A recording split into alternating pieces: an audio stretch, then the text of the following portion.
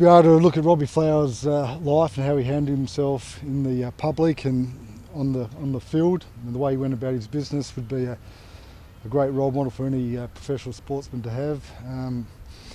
But such a modest and humble champion. You know, he always had time for people, always smiled, laughed. You won't find anyone having a negative thing to say about him.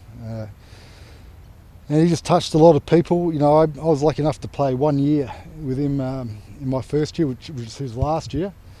And you know, he's had such an impact on my life, on how, you know, I went about my football career, and you know, my respect for him and his family and the Melbourne Footy Club was born through a 1 year with Robbie Flower. So really invaluable time spent with him. And it was a hell of a year, 1987. Yeah. It was the whole thing about that was do it for Robbie, wasn't it? It was. You know, Melbourne hadn't played in the finals since 1964, and Robbie had been a champion of the football club.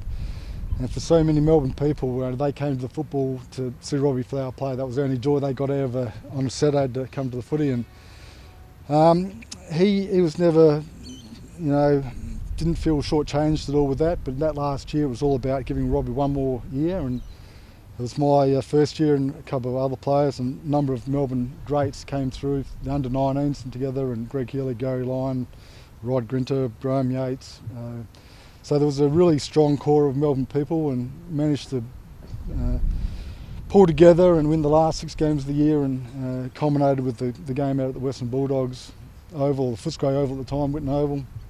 And we had a very memorable win in that game and got Robbie over the line, and the support of the Melbourne faithful were there, not only for the Melbourne Footy Club, but to see Robbie get that one more chance. The extent of his impact seems to go far beyond that, though, because a lot of the current day players are tweeting just how much they love the man.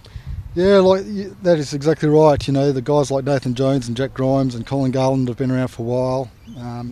Even the first year players, like they've just come in, they've met Robbie, they know the story of Robbie.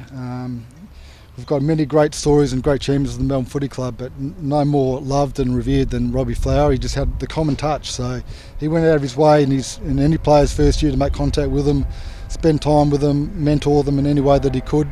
He's a very successful businessman as well, and spent a lot of time with the players, and so, you know, building those relationships over a short period of time, people just loved him. When he was healthy at the Brownlow, did this come as a shock to you? Oh, absolutely. You know, it's just a huge shock to myself. You know, late last night, or about 7 o'clock, I started getting a couple of text messages, but just enormous shock. He's had some battles over the last, you know, probably 10 or so years with his health, but it just always attacked them head on, and it was just a huge shock to hear the news last night. You never think that someone at 59, such a great person, is going to leave us so soon, but yeah, it just took everyone off guard. When you consider the extent of his career, it's quite extraordinary that he really could have, at the beginning, might have been overlooked by the club.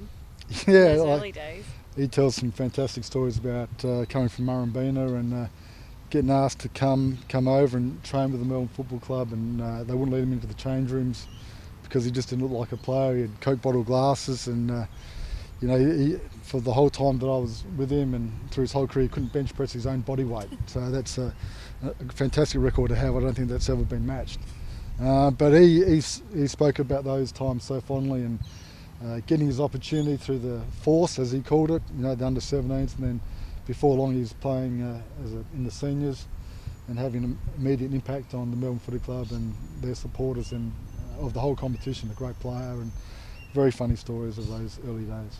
Todd, you've seen a few players in your time. Where does he rank? You know, his pace and his skill and his courage. Where would he rank among the best that you've seen?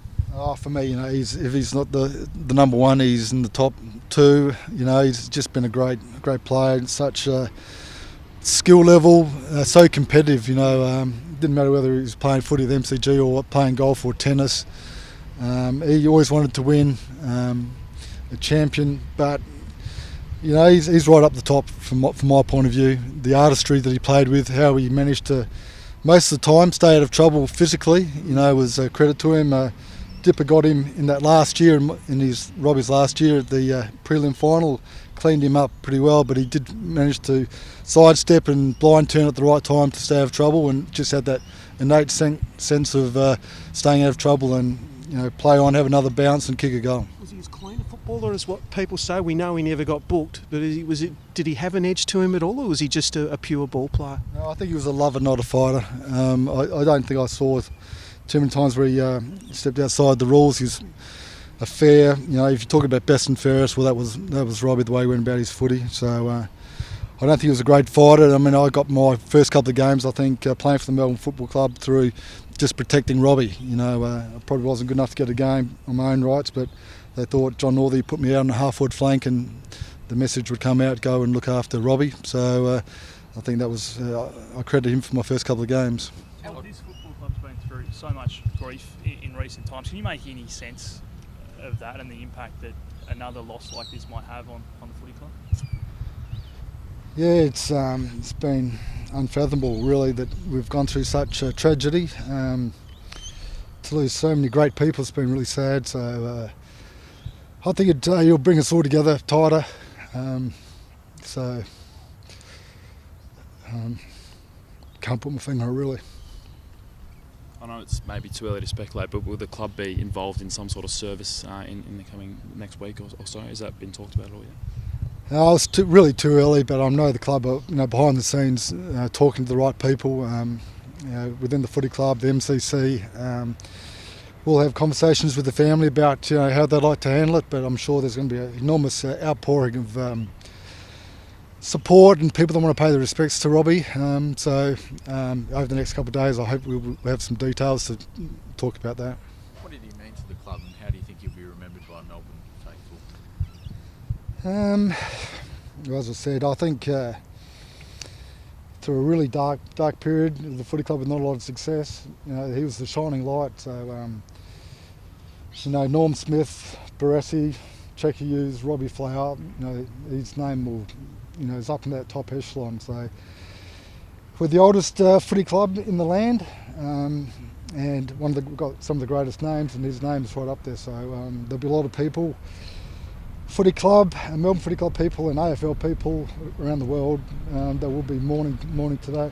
Is there one particular memory, footy aside, of mateship that you'll treasure?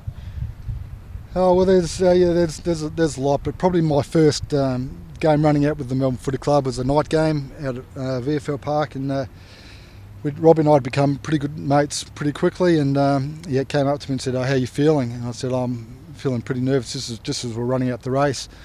He says, "Oh, you probably can tell, but you want to probably put your shorts on the right way." I had them on back to front.